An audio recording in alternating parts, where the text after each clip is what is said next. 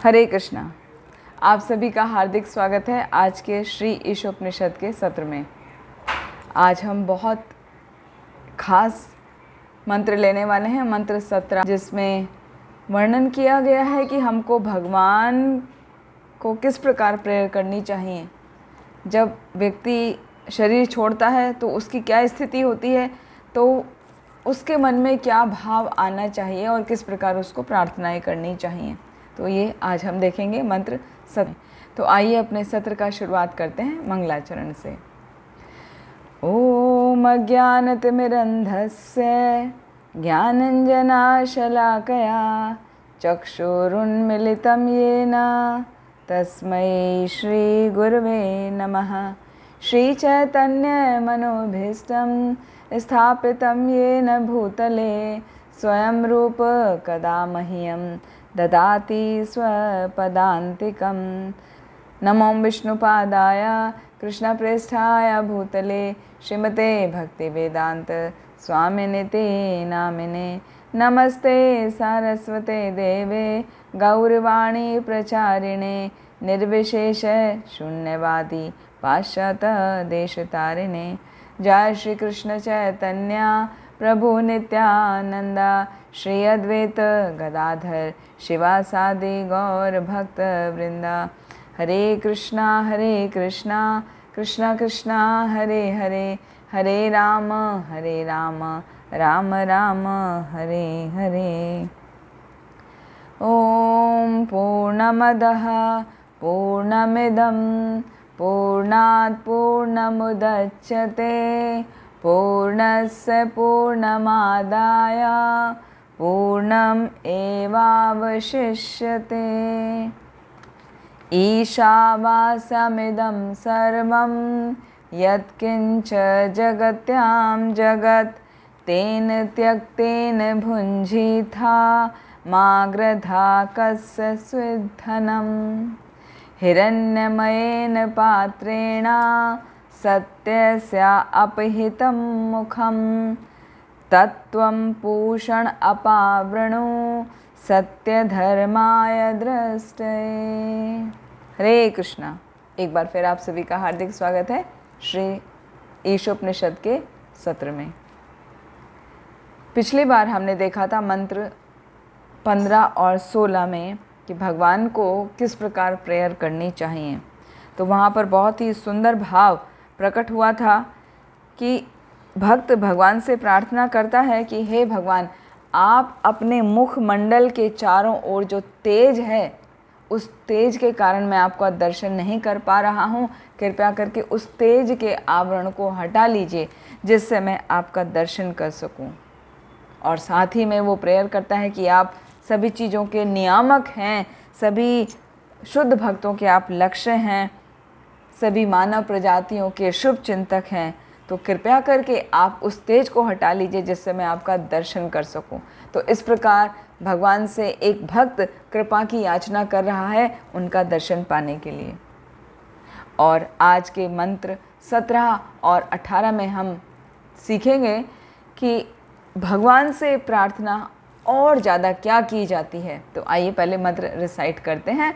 मंत्र 17। वायु अनिलम अमृतम अथ इदम। वायु अनिलम अमृतम अथ इदम। भस्मान्तं शरीरम। भस्मान्तं शरीरम। ओम क्रतो स्मर कृतं स्मर। ओम क्रतो स्मर कृतं स्मर। क्रतो स्मर कृतं स्मर। क्रतो स्मर कृतं स्मर। थैंक यू माता जी।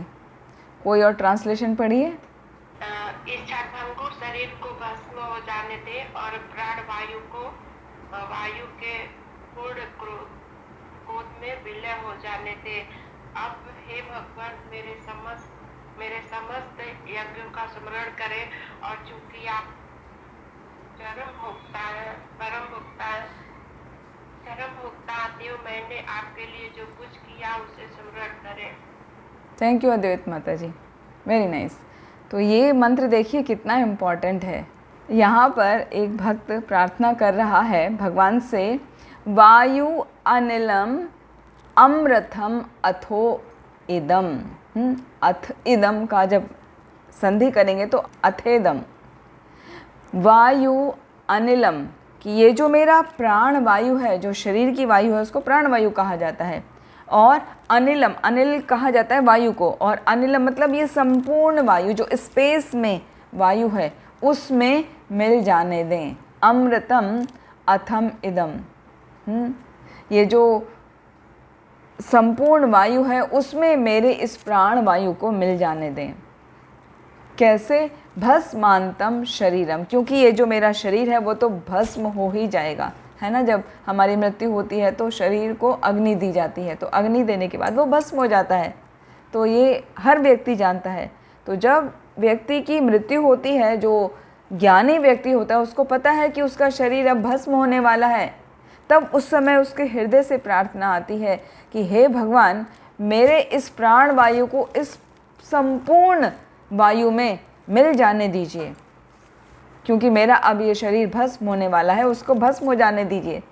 लेकिन आप क्या करिए, सेकंड लाइन बहुत इम्पॉर्टेंट है, ओम क्रतो स्मर कृतम स्मर, क्रतो स्मर कृतम स्मर। तो यहाँ पे क्रतो वर्ड 2 बार आया है और कृतम वर्ड 2 बार आया है। क्रतो का मतलब है भगवान के लिए वो संबोधित कर रहा है एक भक्त। जैसे हम किसी को बुलाते हैं ना, जैसे हम राधा रानी को बुलाते हैं, तो कृष्णा कैसे बुलाते थे, हे राधे, हे राधे ललिते, इस प्रकार से बुलाया जाता है किसी को। तो ऐसे ही भक्त भगवान को क्रतो बुला रहा है, हे क्रतो, क्योंकि वो ही सभी यज्ञों के भोक्ता हैं, वो सभी जो भी कुछ हम करते हैं उस सभी के परम भोक्ता हैं भगवान, इसलिए वर्ड आया वहाँ पर क्रतो। तो भगवान के लिए शब्द है क्रतो। ओम क्रतो स्मर, हे भगवान आप स्मरण कीजिए, किस चीज़ का, कृतम स्मर, मैंने जो कुछ भी किया है उसका आप स्मरण कीजिए। क्रतो स्मर, हे भगवान, हे परम भोक्ता आप उसको याद कीजिए। फिर किसको, कृतम स्मर, मैंने आपके लिए जो कुछ भी किया है आप उसका स्मरण कीजिए। तो इस प्रकार भक्त 2 बार कह रहा है कि हे परम भोक्ता, हे परमेश्वर, हे भगवान, कृपया करके मैंने जो कुछ भी किया है उसका स्मरण करिए, मैंने जो कुछ भी आपके लिए किया है उसका स्मरण कीजिए। तो पहले बार में जो कुछ भी किया है साधारण, और दूसरी बार में स्पेसिफिक कि आपके लिए जो एक्टिविटी मैंने की है उसका स्मरण कीजिए। तो ये प्रार्थना हमारे हृदय से आनी चाहिए। ज़रूरी नहीं है कि केवल मृत्यु के समय आए, जब हम कभी दुखद स्थिति में हों कि हमसे सहन नहीं हो रहा है, तब भी हम भगवान से ये प्रार्थना कर सकते हैं कि भगवान अपना मुख का तेज हटा लीजिए, मुझको अपना दर्शन करा दीजिए, और मेरा ये शरीर तो भस्म हो जाएगा, लेकिन मुझे आप अपना स्मरण करा के मुझ पर कृपा कीजिए, और मैंने आपके लिए जो कुछ भी कार्य किया है, भक्ति के कार्यों को किया है, उसका आप स्मरण करिए। एक भक्त को पता है, भगवत गीता में वर्णन आता है अध्याय 2 में, न जायते म्रियते वा कदाचिन नायम भूत्वा भविता वा न भूयः। इस आत्मा का ना तो कभी जन्म होता है ना तो कभी मृत्यु होती है। जन्म और मृत्यु जो है वो शरीर का है। तो एक व्यक्ति को, जो बद्ध जीव नहीं है, जो ज्ञानी है, उसको पता रहता है कि ये शरीर नष्ट हो जाएगा, लेकिन जीवात्मा कभी भी नष्ट नहीं होती। तो इसकी जो दूसरी वाली लाइन है, आप इसको हाईलाइट कर सकते हैं, बहुत इंपॉर्टेंट है, पेज 111, 111 पेज का लास्ट 2 लाइन, कि जीवात्मा का रूप कभी निराकार या निर्विशेष नहीं होता, प्रत्युत हालांकि जो भौतिक वेश है वह आकारहीन होता है और वह अविनाशी व्यक्ति के रूप के अनुसार आकार ग्रहण करता है। तो यहाँ जो जीवात्मा की बात हो रही है वो व्यक्ति के सोल की बात हो रही है, आत्मा की बात हो रही है, कि आत्मा कभी भी निराकार नहीं है, निर्विशेष नहीं है।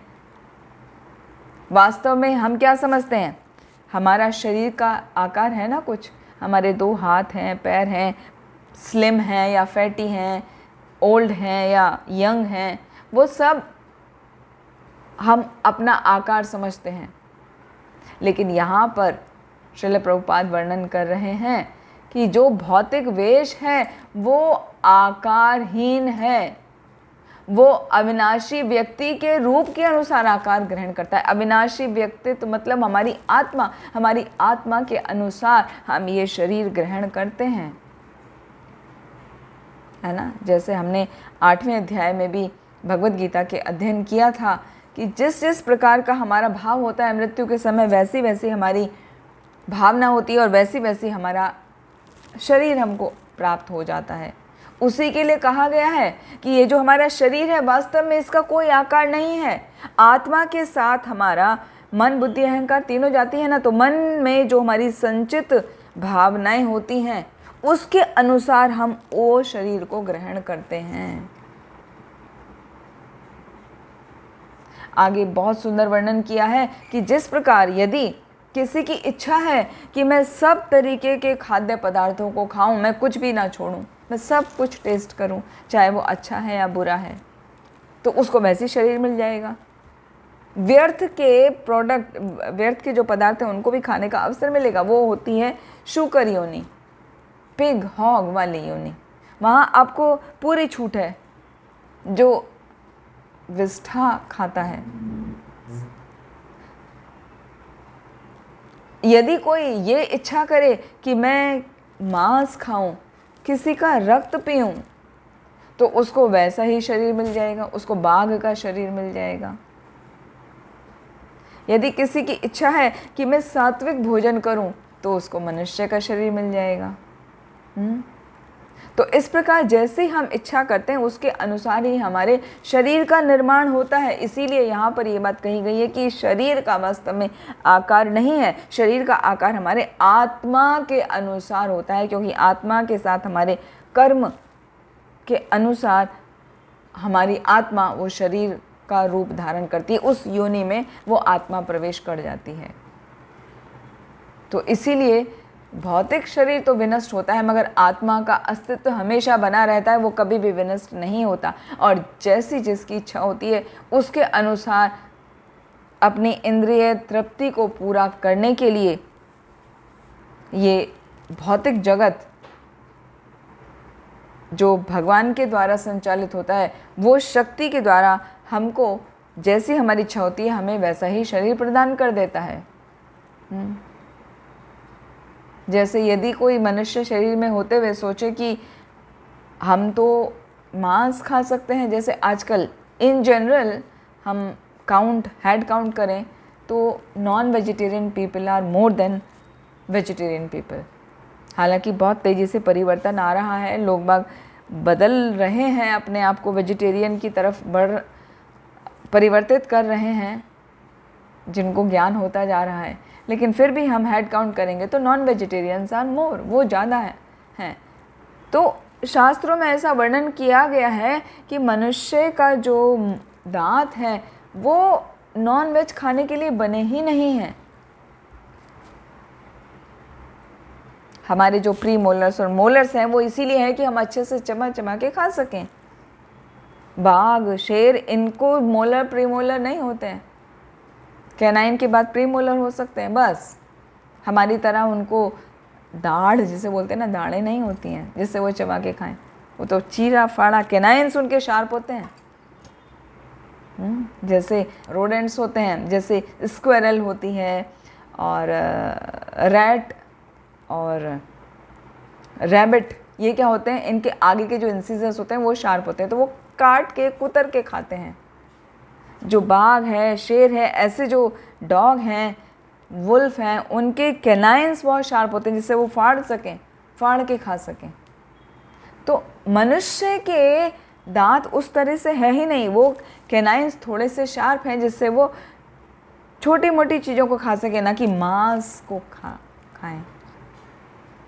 तो हमें अपने शरीर के स्ट्रक्चर के अनुसार समझ जाना चाहिए कि चाहे कोई वनवासी जीव ही क्यों ना हो, मतलब कोल भील जाति का, जो जंगलों में रहते हैं, जिनके पास सुविधाएं भी उपलब्ध नहीं होती, तो भी उनके लिए ऐसा नहीं है कि वो कुछ भी खाएंगे, वो विस्टा खाएंगे, ऐसा नहीं है।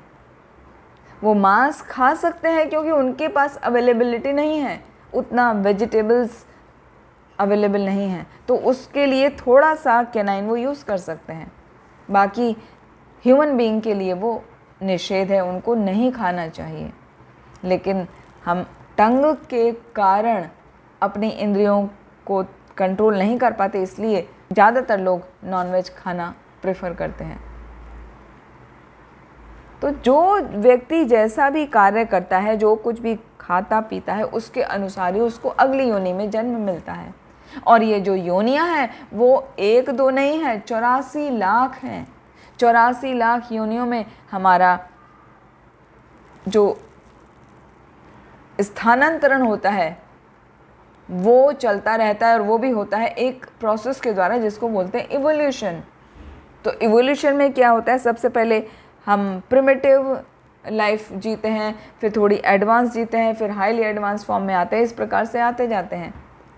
जैसे कि सभी जीवों में सबसे प्रिमिटिव हैं नॉन वर्टिब्रेट्स या इनवर्टिब्रेट्स। उसके बाद फिर वर्टिब्रेट्स में सबसे ज़्यादा प्रिमिटिव हैं पैसेस, फिशेस, जो जलचर प्राणी हैं। जलचर के बाद फिर वो उभयचर होते हैं, उभयचर के बाद में फिर स्थलचर होते हैं, उभयचर जैसे मेंढक इत्यादि, फिर स्थल पे रहने वाले, और फिर उसके बाद आते हैं कीट आदि जैसे रेप्टाइल्स वगैरह। फिर उसके बाद एव्स यानी बर्ड्स, आकाश में बर्ड्स विभिन्न प्रकार के। फिर उसके बाद एनिमल्स, 4 फुटेड एनिमल, और उसके बाद में ह्यूमन बींग्स, 2 फुटेड एनिमल। तो इस प्रकार से इवोल्यूशन का प्रोसेस के द्वारा ही सभी व्यक्ति ग्रो करते हैं। इसका मतलब ये नहीं है कि हम पहले मछली थे फिर हम मेंढक हो गए, वो नहीं बता रहे हम। इवोल्यूशन प्रोसेस का मतलब है कि उस योनि में, उस योनि से अगली योनि में, उस योनि से फिर अगली योनि में, इस प्रकार हम प्रोग्रेस करते हैं, हम डेवलप करते हैं। यही प्रोसीजर है एक सामान्य व्यक्ति के लिए। यदि कोई व्यक्ति भक्ति नहीं कर रहा है तो उसको अपने कर्मों के अनुसार, उसकी इच्छाओं के अनुसार उसको वैसा ही शरीर प्राप्त होता है, और जैसा उसको शरीर एक बार प्राप्त हो गया उसके बाद there is no other way except evolution. उसको हर योनि से गुजरना ही पड़ेगा, उसके अगले वाले जो भी साइकिल होगा उससे उसको जाना ही पड़ेगा, तब जाके वो मनुष्य शरीर उसको प्राप्त होगा। तो ऐसा कहा जाता है कि मनुष्य जीवन प्राप्त हुआ है, तो हम सभी मनुष्य जीवन प्राप्त करके बहुत ही सौभाग्यशाली हैं कि हमको भक्ति करने का अवसर मिल रहा है। क्योंकि मनुष्य योनियाँ भी 4 लाख योनियाँ हैं, उसमें भी सभी भक्ति नहीं करते हैं। भगवत गीता में आता है 7वें अध्याय में, बहुनाम जन्मनाम अन्ते ज्ञानवान माम प्रपद्यते वासुदेव सर्वम इति स महात्मा सुदुर्लभा। ऐसा महात्मा सुदुर्लभ होता है जो वासुदेव को ही सब कुछ मानता है, और वो जन्मों जन्मों के बाद वो भक्त बनता है। तो भक्त बनना भी कोई आसान नहीं है। तो इस मंत्र में यही प्रार्थना की जा रही है कि हे भगवान, मेरा तो ये शरीर भस्म हो जाएगा तो इसको भस्म हो जाने दीजिए, और मेरी जो प्राण वायु है उसको इस शाश्वत वायु में मिल जाने दीजिए। हमारे जो शरीर के 5 तत्व हैं ना, भूमि, जल, अग्नि, आकाश और वायु, ये सब उन्हीं तत्वों में मिल जाते हैं। तो मेरी जो प्राण वायु है जिसके कारण मैंने ये शरीर धारण किया हुआ है, वो प्राण वायु को उस वायु में मिल जाने दीजिए, शाश्वत वायु में। तो वायु जो है, हमारे शरीर में 5 प्रकार की वायु होती है, व्यान, समान, अपान, उदान और प्राण वायु। और ये वायु विभिन्न चक्रों से होती हुई जाती है। जैसे पहले मूलाधार चक्र, फिर स्वादिष्ठान चक्र, फिर मणिपुर चक्र, फिर अनहत चक्र, फिर विशुद्ध चक्र, फिर आज्ञा चक्र, और उसके बाद में ब्रह्म चक्र। तो इस प्रकार से वायु नीचे मूलाधार चक्र से धीरे धीरे धीरे धीरे ऊपर उठ के ब्रह्मरंध्र से निकल जाती है। एक भक्त की, एक योगी की, सबकी नहीं, वो कहीं से भी निकल सकती है। वो अपान वायु के द्वारा भी प्राण त्याग सकता है व्यक्ति। तो ये डिपेंड करता है उसकी मेंटलिटी कैसी है, उसका सोच कैसा है, उसका विचार कैसा है, उसका स्मरण कैसा है उस समय।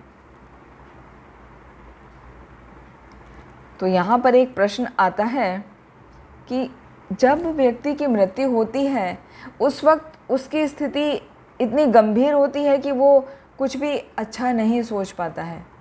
जब तक वो भक्त नहीं है उसको भगवान का स्मरण आएगा ही नहीं। एक भक्त ही केवल भगवान से प्रार्थना कर सकता है, उसी को भगवान का स्मरण आएगा। अन्यथा क्या होगा? अन्यथा उसने जो भी अपने जीवन भर कार्य किए हैं वो कार्य, सभी कार्य उसके इस प्रकार चलचित्र की तरह, एक मूवी की तरह उसके सामने पास होने लगते हैं। उसको दिखने लगता है मैंने ये किया, ये किया, ये किया, और अपने हर गलत कार्य पे वो डरता है, अपने आप को वो गुस्सा करता है अपने, अरे मैंने ऐसा बुरा काम किया, अरे मैंने ऐसा बुरा काम किया। तो वो घबराता है, डरता है कि मेरा क्या होगा मृत्यु के समय।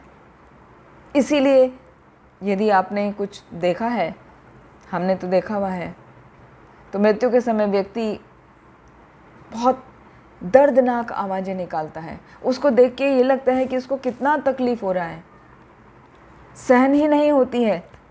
एक साधारण व्यक्ति से वो सहन नहीं होता है, लेकिन जब आप यदि भक्त हैं तो आपको समझ में आता है कि वो उस समय क्या चल रहा है। उस समय उसके सामने सब पूरा लाइफ की एक्टिविटीज़ चल रही होती हैं, और एक भक्त जो होता है वो शांत होता है।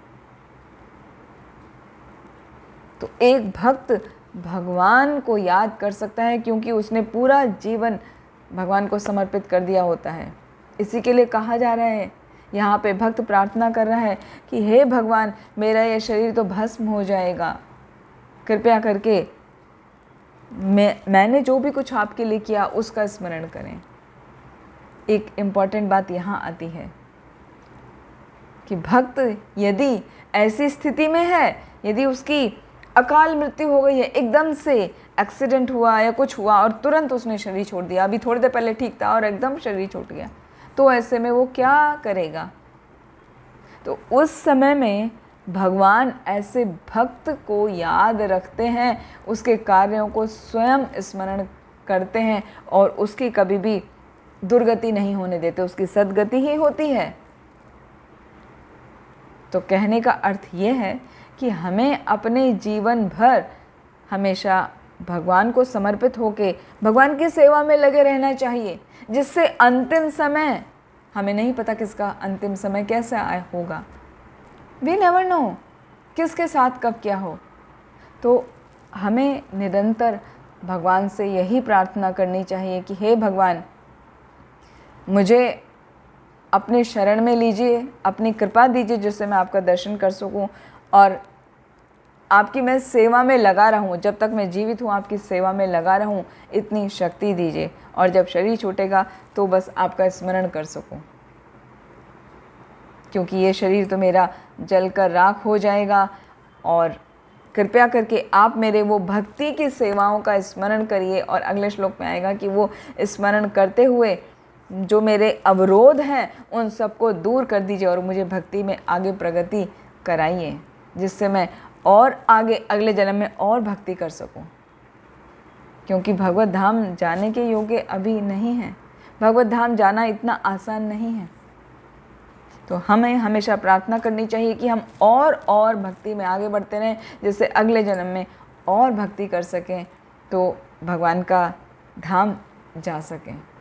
अभी हम पूरी एलिजिबिलिटी, पूरी योग्यता प्राप्त करने के लिए भगवान से प्रार्थना करते हैं कि भगवान की सेवा में निरंतर लगे रहें। तो इस प्रकार जब एक भक्त प्रार्थना करता है तो उसको विभिन्न योनियों में भटकना नहीं पड़ता, वरना क्या होता है, एक कीड़े से लेके ब्रह्मा जी तक सभी उस विभिन्न योनियों में जीव को गुजरना पड़ता है। हालांकि ब्रह्मा बनना आसान नहीं है ना, मनुष्य योनि तक ही आके रुक जाता है, क्योंकि वहाँ पे मनुष्य योनि में सभी प्रकार की इंद्रिय तृप्ति की सुविधाएं उपलब्ध हैं, तो व्यक्ति वहीं पर रुक जाता है। तो यहाँ पर बताया गया है कि वो व्यक्ति बुद्धिमान है जो इन शरीरों की विविधता में नहीं, बल्कि उनका जो आध्यात्मिक स्वरूप है उसमें भगवान को देखता है, उस एकत्व को देखता है। जो हमारा आध्यात्मिक स्फुलिंग है, जो हमारी आत्मा है, वो परमेश्वर का अंश है, वो भगवान का अंश है। वो केवल अपने लिए ही नहीं, वो सभी जीवों के अंदर वो देखता है, समझता है। तो ऐसे व्यक्ति की ही चेतना विकसित चेतना कहलाती है, वो ही पूर्ण चेतना से युक्त होता है। और ऐसा व्यक्ति जो पूर्ण चेतना से युक्त हो जाता है, वो बहुत जन्मों के बाद ऐसा उसका होता है, जब वो निरंतर ज्ञान अर्जित कर रहा होता है। निरंतर ज्ञान का अनुशीलन करने के बाद उसको श्रेष्ठ मनुष्य जन्म मिलता है और वो भगवान की शरण ग्रहण करता है। वासुदेव सर्वम इति स महात्मा सुदुर्लभः। वो महात्मा बहुत ही दुर्लभ है जिसे ये पता है कि सब कुछ भगवान वासुदेव ही हैं और कोई नहीं है। और यदि कोई व्यक्ति ऐसा नहीं कर पाता तो क्या होगा? वो भगवान के प्रति समर्पित नहीं होगा। तो जब उसका शरीर छूटेगा तो वापस से इस पृथ्वी पर आएगा, जैसी उसकी इच्छा होगी, अपनी इच्छा के अनुसार उसको शरीर मिलेगा। इसको कहा जाता है पतन। उसका पतन अवश्य ही होगा, उसको नीचे गिरना ही पड़ेगा, भले ही वो ब्रह्म ज्योति तक ही क्यों ना पहुंच गया हो। यदि उसने प्रगति करके ब्रह्म ज्योति पहुंच गया है वो, और भगवान के शरणागत नहीं हुआ है, तो भी उसका पतन होने के पूरे चांसेस हैं। तो ब्रह्म ज्योति में कौन पहुंचते हैं? जो भगवान के निराकार स्वरूप को ही मानते हैं। पिछली बार बताया था ना, भगवान के स्वरूप को मानने वाले 3 प्रकार के लोग हैं। जो भगवान के केवल किरणों या अफलजेंस जो निकल रहे हैं उसी से संतुष्ट हो जाते हैं, वो होते हैं निराकारवादी या निर्विशेषवादी कहलाते हैं। जो भगवान को परमेश्वर के रूप में मानते हैं, जैसे सूर्य का गोला, और एक जो भगवान को साक्षात मानते हैं, जो भगवान के लिए आत्म साक्षात्कार करते हैं, भगवान को प्राप्त करना चाहते हैं। तो जो ऐसा जीव होता है, भले ही ब्रह्म ज्योति तक पहुंच गया हो ज्ञान अर्जित करके, उसके भी पूरा गिरने के चांसेस बने रहते हैं। क्यों? क्योंकि उसने भगवान को शरण नहीं ली। भगवान को शरण लेना अत्यंत आवश्यक है। और ऐसा व्यक्ति क्यों करता है? क्यों नहीं शरण ले पाता? इसका कारण यह है कि वो व्यक्ति अपनी इच्छाओं को पूरी करना चाहता है, वो स्वामी बनना चाहता है, वो हर चीज़ को अपने कंट्रोल में लेना चाहता है। आई एम द कंट्रोलर, सब मुझे सुने। तो वो भावना के कारण व्यक्ति बार बार इस जीवन में आता रहता है। इसको कहा जाता है भौतिक रोग या भव रोग। इस भव रोग के कारण ही उसका शरीर का देहांतरण होता रहता है, वो एक शरीर से दूसरे शरीर में आता रहता है। तो ब्रह्म ज्योति में यदि कोई पहुंचना चाहे, एकाकार होना चाहे, तो वो बुद्धिमानी की बात नहीं है, वो किसी ज्ञान का प्रतीक नहीं है। ज्ञान क्या है? कि भगवान के प्रति पूर्ण रूप से समर्पित हुआ जाए, भगवान की सेवा करी जाए, तब वो सर्वोच्च पूर्णता का स्तर को प्राप्त कर सकता है, अन्यथा नहीं। तो हमें भगवान से प्रार्थना क्या करनी चाहिए भक्त होने के नाते? कि हे भगवान, आप मेरे उन सभी कार्यकलापों का स्मरण करें जिन्हें मैंने अपने भौतिक शरीर के भस्म होने से पूर्व किया था। जब शरीर आत्मा छोड़ती है ना, तो शरीर तो भस्म हो जाता है। उस समय भी जो भक्त है, उसकी आत्मा, उसका जो विचार है, थॉट प्रोसेस है, वो तो साथ में जा रहा है ना। मन, बुद्धि, अहंकार, ये तो सूक्ष्म शरीर कहलाते हैं, साथ में जाते हैं आत्मा के। तो उस वक्त भी आत्मा ये प्रार्थना करती है भगवान से, जो भक्त होती है उसकी आत्मा, कि हे भगवान, मैंने शरीर भस्म होने से पहले जो जो भी आपके लिए सेवा की है, कृपया करके आप उसका स्मरण कीजिए। लेकिन जो व्यक्ति ऐसा नहीं करता, जो भक्ति में नहीं लगता, उसका क्या होता है? वही जो भी बताया था कि उसको चलचित्र की तरह अपने सभी कर्मों की याद आती है और वो दूसरा शरीर पाता है अपने कर्म के अनुसार। यम यम वापि स्मरण भावम त्यजन्ते अन्ते कलेवरम तम तम एवेति कौन्तेय सदा तद भाव भावितः। जब जब वो जैसा जैसा भाव होता है उसके अनुसार मृत्यु उपरांत उसको नया शरीर मिलता है। तो जो व्यक्ति साधारण भावना वाले होते हैं वो तो आध्यात्मिक शरीर में प्रवेश कर ही नहीं सकते या आध्यात्मिक जगत में प्रवेश कर ही नहीं सकते। क्यों? क्योंकि इनकी इच्छाएं ही इतनी होती हैं। तो जब उनकी मृत्यु होती है एक साधारण व्यक्ति की, तो उनको जैसे रात में कोई सपना देखता है ना, तो सपने में भी हमें ऐसे लग रहा होता है कि सब कुछ रियल चल रहा है। आपको ऐसे थोड़ी लगता है कि हम मूवी देख रहे हैं, ऐसे लगता है ना हम रियल हैं उस जगह पर।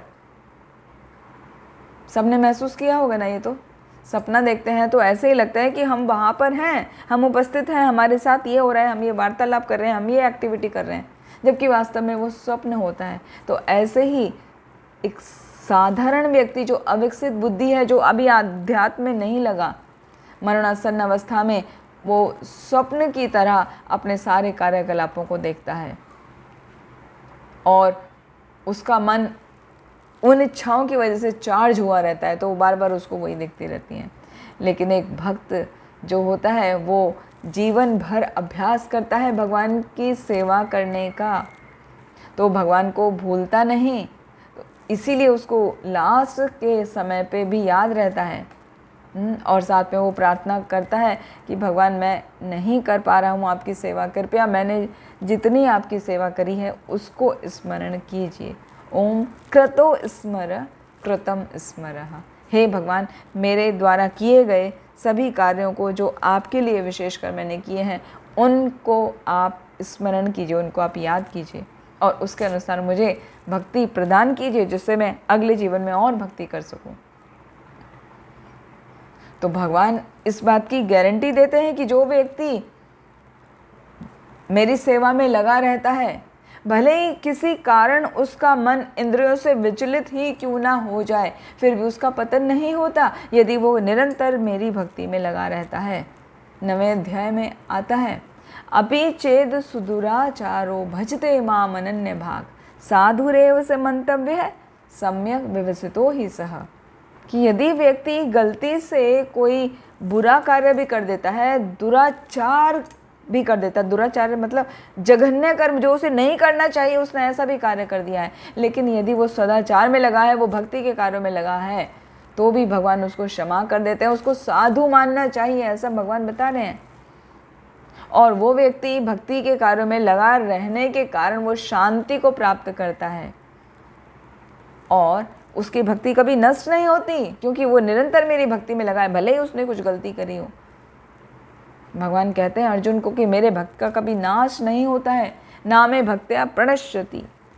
हे अर्जुन, तुम जाकर इस बात की घोषणा कर दो कि मेरे भक्त का कभी नाश नहीं होता है। तो यहाँ पर हमें ये चीज़ सीखने को मिलती है कि कुछ भी हो जाए, सपोज हमसे कुछ गलती हो भी जाए, तो भी हमें भक्ति कभी भी छोड़नी नहीं चाहिए, क्योंकि भक्ति में निरंतर लगे रहने से हमारी जो अवरोध हैं, हमारी जो दोष हैं, हमारी जो गलतियां हैं, वो सब माफ़ हो जाती हैं। बस हमें निरंतर भक्ति में लगे रहना चाहिए, क्योंकि भगवान बताते हैं 32वें श्लोक में 9वें अध्याय के कि जो व्यक्ति मेरी शरण में आता है, चाहे वो निम्न जन्मा हो, चाहे वो स्त्री हो, चाहे वो वैश्य हो, चाहे वो शूद्र ही क्यों ना हो, वो सभी परम गंतव्य को प्राप्त कर लेते हैं। परम गंतव्य मतलब मेरा धाम, मेरे धाम को पहुंच सकते हैं। शर्त एक है कि मेरी भक्ति में लगे रहना है, मेरी सेवा में लगे रहना है, तो कोई भी व्यक्ति भगवान के धाम पहुंच सकता है। फिर जो पुण्य आत्मा है, किम पुनर्ब्रह्मणा पुण्या भक्त्या राजऋषय तथा अनित्यम असुखम लोकम इमं प्राप्य भजस्व माम। कि जो पुण्यात्मा हैं, ब्राह्मण हैं, भक्त हैं, राजऋषि हैं, उनके बारे में तो कहना क्या। क्यों? क्योंकि जघन्य कार्य यदि किसी ने किया है वो भी परम गंतव्य को प्राप्त हो रहा है। कोई निम्न जाति में पैदा हुआ है वो भी परम गंतव्य को प्राप्त कर रहा है। तो जो ब्राह्मण हैं, भक्त हैं, राजऋषि हैं, वो तो आसानी से मेरे भक्ति को प्राप्त कर सकते हैं, मेरे धाम को प्राप्त कर सकते हैं। लेकिन एक ही कंडीशन है। क्या है वो कंडीशन? मेरी प्रेममयी सेवा में लगे रहना है, सदा मेरा चिंतन करना है, मेरे भक्त बनना है, मेरी पूजा करना है और मुझे ही नमस्कार करना है। तो ये 4 एक्टिविटी करने से व्यक्ति मेरा भक्त बन जाता है और वो मेरे धाम आने के योग्य हो जाता है। तो यहाँ इस बात से ये शिक्षा मिलती है हमें इस मंत्र से, इस मंत्र के तात्पर्य से, कि हमें किसी भी स्थिति में भक्ति करना, भगवान की सेवा करना छोड़ना नहीं चाहिए। जैसे भी आपकी स्थिति है, अपनी शारीरिक अवस्था को देखते हुए उस सेवा में लगना चाहिए। ये नहीं कि सभी को एक ही तरह की सेवा करनी जरूरी होती है। सबका जैसी स्थिति है वो वैसी सेवा में लग सकते हैं, क्योंकि भगवान की सेवाएं तो अनंत हैं।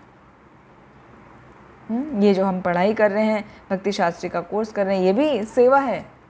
भक्ति के बारे में जानना, ज्ञान प्राप्त करना भी सेवा है।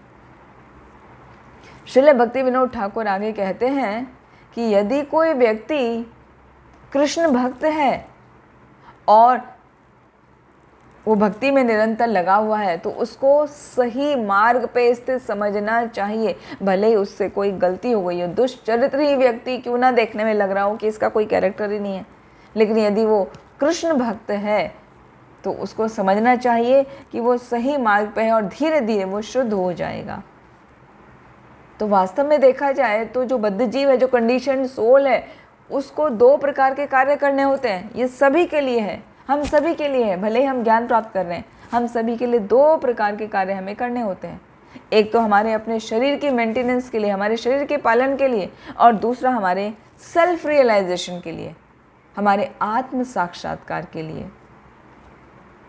तो जो शरीर के पालन के कार्य हैं वो हैं अपना सोशल स्टेटस मेंटेन रखना, अपना मेंटल डेवलपमेंट करना, अपनी जॉब के लिए ध्यान देना, अपनी बॉडी का क्लीनिनेस का ध्यान रखना, कुछ ऑस्टेरिटी करना, भोजन समय से करना, क्योंकि बॉडी को न्यूट्रिएंट्स की आवश्यकता होती है चलाने के लिए।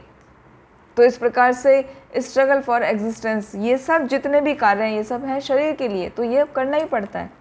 और दूसरा कार्य बताया था आत्म साक्षात्कार के लिए। तो एक व्यक्ति को ये दोनों कार्य करने ही पड़ते हैं, क्योंकि अपने शरीर का यदि वो पालन नहीं करता, देखभाल नहीं करता, तो वो भक्ति कैसे करेगा। भक्ति तो इसी शरीर से ही हो रही है ना, एनिमल बॉडी में तो नहीं भक्ति हो सकती।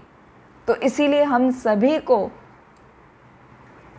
अपने शरीर का पालन और आत्म साक्षात्कार दोनों के लिए कार्य करना चाहिए।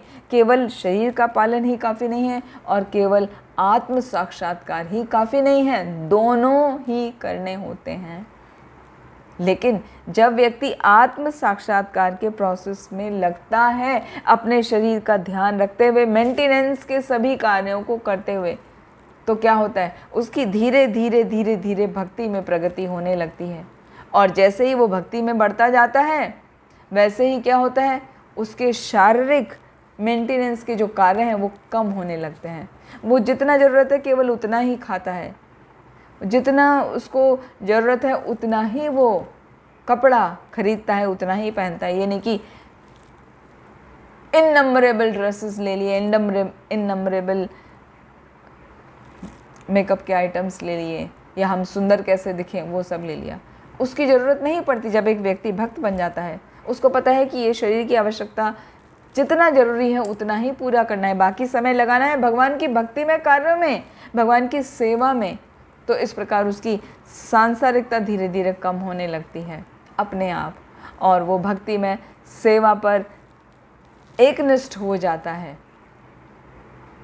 और यदि कोई व्यक्ति जो भक्ति में एकनिष्ठ हो रहा है या उस मार्ग पर चल रहा है, कभी कभी वो सांसारिकता में आ गया, कुछ ऐसा लगा कि अभी भक्ति ना करके उसने साधारण सकाम कर्मी जैसा काम कर लिया, तो भी उसके आत्म साक्षात्कार की प्रगति में कोई रुकावट नहीं आती, वो निरंतर चलती रहती है। छोटा सा कोई अवरोध आता है तो भगवान उसको निकाल देते हैं यदि हम भक्ति में सेवाओं में लगे हैं। तो ये जो भक्ति की सुविधाएं हैं ये भक्तों को ही अवेलेबल हैं, उनको नहीं जो भक्ति में श्रद्धा नहीं रखते, भगवान में श्रद्धा नहीं रखते। क्योंकि पिछले मंत्र में जैसे हमने सीखा था, एक भक्त ही जो हर ब्रह्मांड की 8 लेयर हैं उनको भेद के उस पार जा सकता है। जो भक्त नहीं है उन 8 लेयर को नहीं भेद सकता। उन 8 लेयर को भेदने का एकमात्र तरीका है हरे कृष्ण महामंत्र का जप। वो भी भगवान की पूर्ण शरणागत होते हुए, खाली वर्बल नहीं, खाली मशीनरी वे में नहीं कि खाली हम बोल रहे हैं हरे कृष्ण कृष्ण कृष्ण हरे हरे राम राम राम राम हरे, इस तरह से नहीं। हृदय से जब हम भगवान का नाम पुकारते हैं तब हम उस ब्रह्मांड के जो लेयर्स हैं उसको भेद सकते हैं, वरना उस ब्रह्म ज्योति तक भी पहुंचना आसान नहीं है। यदि कोई पहुंचता भी है तो ब्रह्म ज्योति तक ही पहुंच पाता है। तो जो व्यक्ति भगवान में विश्वास नहीं करते वो क्या करते हैं, वो विभिन्न प्रकार के अपने शब्दों का प्रयोग करते हैं, जिसे कहा जाता है वर्ड्स जगलरी, है ना। बहुत सुंदर सुंदर शब्दों से अपने मानसिक तर्क वितर्क करके समझना चाहते हैं, ज्ञान प्राप्त करना चाहते हैं। तो भगवान को ऐसे नहीं प्राप्त किया जा सकता। भगवान को प्राप्त करना है तो उसके लिए भगवान का भक्त बनना होता है, भगवान की शरणागति लेनी होती है, और उस शरणागति के लिए गुरु की आवश्यकता होती है। भगवद गीता के 12वें अध्याय में आता है, 12वें अध्याय के 5वें श्लोक में, क्लेशो अधिक तरस्तेषाम अव्यक्त आसक्त चेतसाम अव्यक्ता ही गतिर दुखम देह वद्भिर अवाप्यते। अर्थात वो व्यक्ति जो भगवान के निराकार रूप पर विश्वास करता है, जो भगवान का कोई आकार नहीं है उसी पर आसक्त रहता है, उसको भक्ति में प्रगति करने का अवसर प्राप्त नहीं होता। उसके लिए भक्ति में प्रगति करना अत्यंत दुष्कर है। तो यदि किसी को भक्ति में प्रगति करना है तो उसके लिए करना क्या है, बार बार भक्ति में प्रगति की बात हो रही, करना क्या है, उसके लिए 9 प्रोसेसेस करने होते हैं। 9 विधि, नवधा विधि कहा जाता है, भक्ति की नवधा विधि है।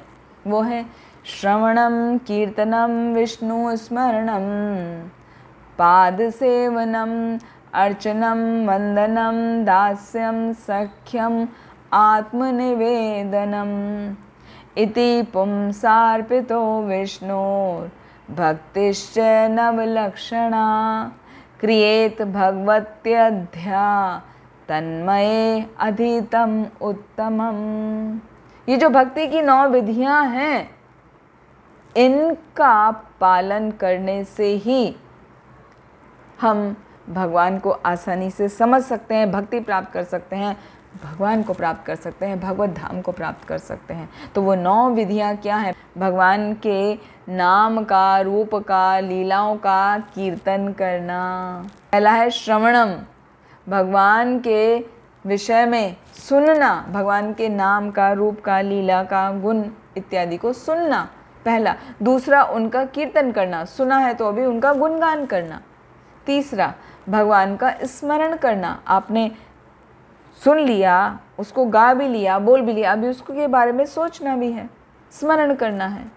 चौथा, पाद सेवनम, भगवान के चरण कमलों की सेवा करना। उसका बेस्ट एग्जाम्पल है लक्ष्मी जी। कीर्तन के आचार्य हैं शुकदेव गोस्वामी।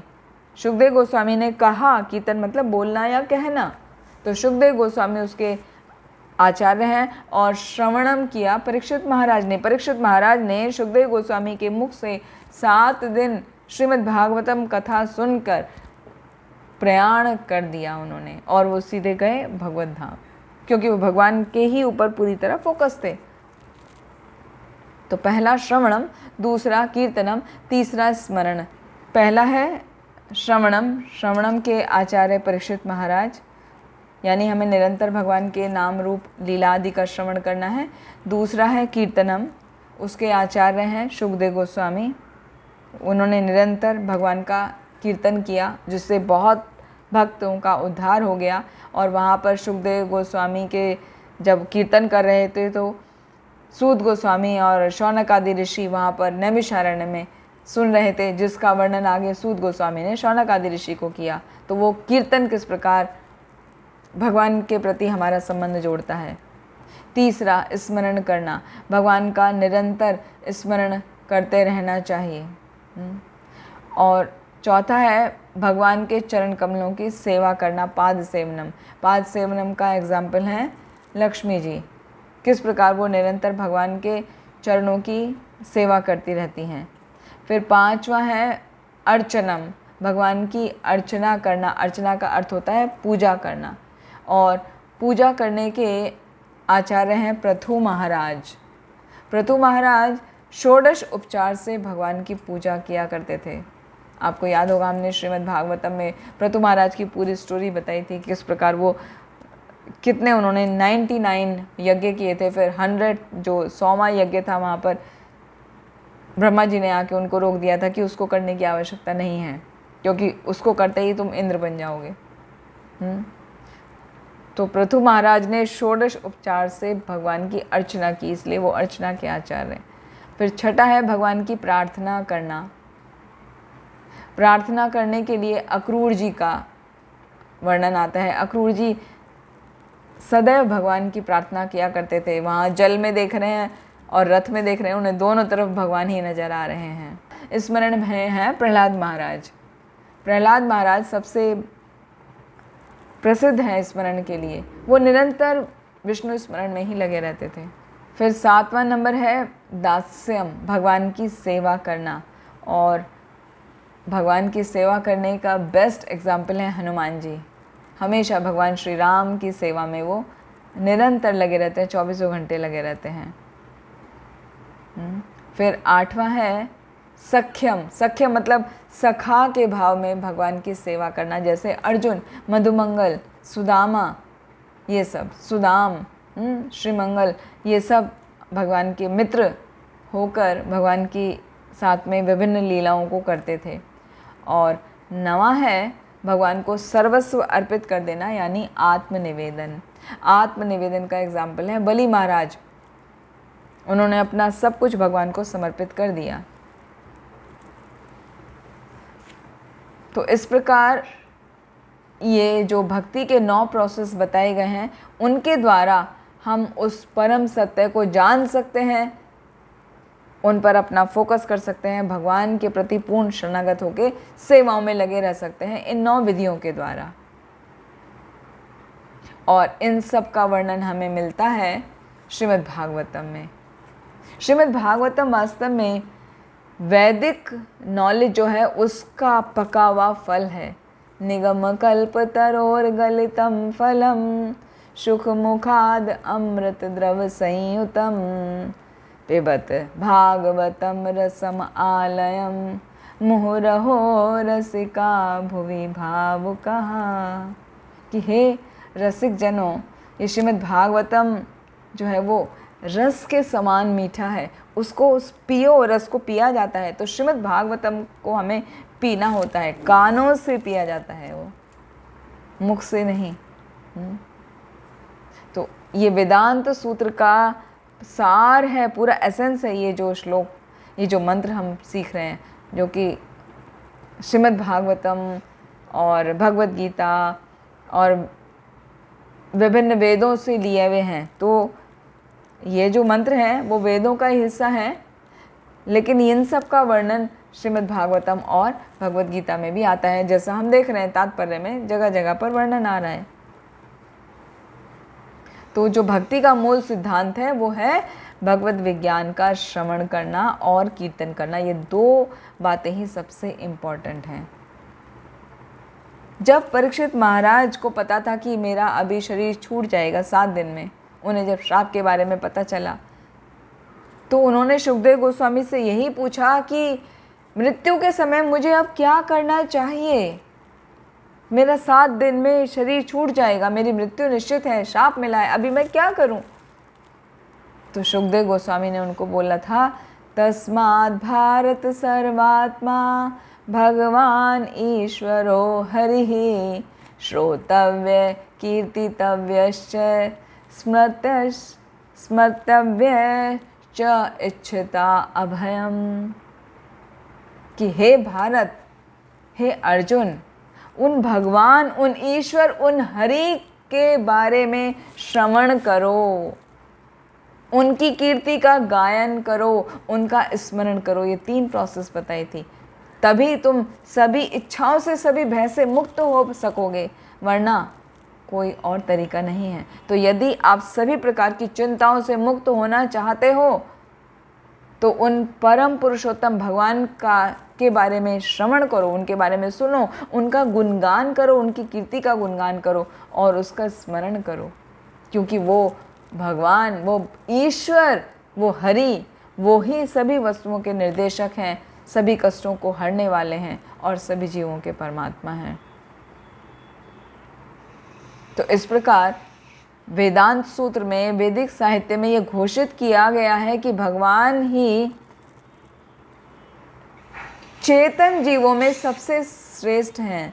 तो भगवान सभी जीवों में सर्वश्रेष्ठ हैं। जितने भी सभी जीवों में चेतना है, चेतनाधारी सभी जीवों में भगवान सर्वश्रेष्ठ हैं, क्योंकि उनकी लीलाएं महान हैं। तो सांसारी मनुष्य को करना क्या चाहिए? उन्हें अपने संसार के विभिन्न कार्यों में न लग के, राजनीति के कार्यों में न लग के, या ज्ञान अर्जन के, भौतिक ज्ञान अर्जन के कार्यों में न लगकर भगवान के बारे में सुनना चाहिए। जब तक हम भगवान के बारे में श्रोतव्य, कीर्तितव्य, स्मृतव्य नहीं करेंगे, हम भगवान को नहीं जान पाएंगे। हम इस जीवन में ही, इस मनुष्य शरीर में या किसी और शरीर में, किसी और योनि में आते ही रहेंगे। तो जब तक व्यक्ति भक्ति करने का अभ्यास नहीं करता, उसको अभ्यास नहीं हो जाता कि वो निरंतर भक्ति करता रहे, तो मृत्यु के समय में वो कैसे स्मरण कर पाएगा? जैसे हम बार बार प्रैक्टिस करते हैं, तभी तो हम एग्ज़ाम दे पाते हैं, एग्ज़ाम में तभी तो याद रहता है। तो मृत्यु हमारे जीवन का एग्ज़ाम है। यदि हमें भगवान को याद करना है मृत्यु के समय में, तो वो तभी हो पाएगा जब हम निरंतर भगवान को याद करते रहें, हमेशा भगवान की किसी न किसी सेवा में लगे रहें, जो भी सेवा आपके शरीर के अनुकूल है। तो जब व्यक्ति भक्ति का अभ्यास पूर्ण रूप से करता है, तो भगवान उसको अपना स्मरण करा देते हैं। मरते वक्त भी उसको स्मरण आ ही जाता है। और यदि अकाल मृत्यु है तो भगवान उसकी बातों को स्मरण स्वयं कर लेते हैं। तो करना क्या है? हम जब तक जीवित हैं, इस जीवन काल के दौरान हमें अपनी इंद्रियों को भगवान की सेवा में लगाना है और उस कला को सीखना है। तभी हम मृत्यु के समय भगवान को स्मरण कर पाएंगे। तो यहाँ पर ये श्लोक समाप्त होता है और कंक्लूजन में मंत्र 17 में ये वर्णन किया गया है कि हमें भगवान की शरण ग्रहण करनी चाहिए और भगवान की कृपा प्राप्त करने के लिए हमें निरंतर प्रार्थना करनी चाहिए।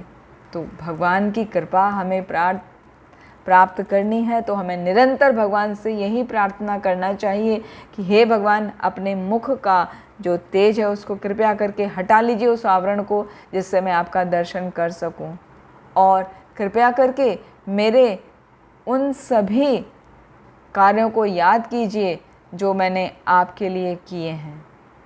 तो ये वाला सेंटेंस तो तब आएगा जब हम कभी शरीर छोड़ेंगे, लेकिन उससे पहले ये अवश्य आना चाहिए मन में कि कृपया करके अपने आवरण को हटा लीजिए और हमें भक्ति में जितने भी अवरोध हैं उनको ख़त्म कर दीजिए। यदि हमसे कोई अनजाने में भी गलती हुई है तो उसको क्षमा कर दीजिए, जिससे हम भक्ति में आगे बढ़ सकें। कृपया करके उन अवरोधों को दूर कर दीजिए।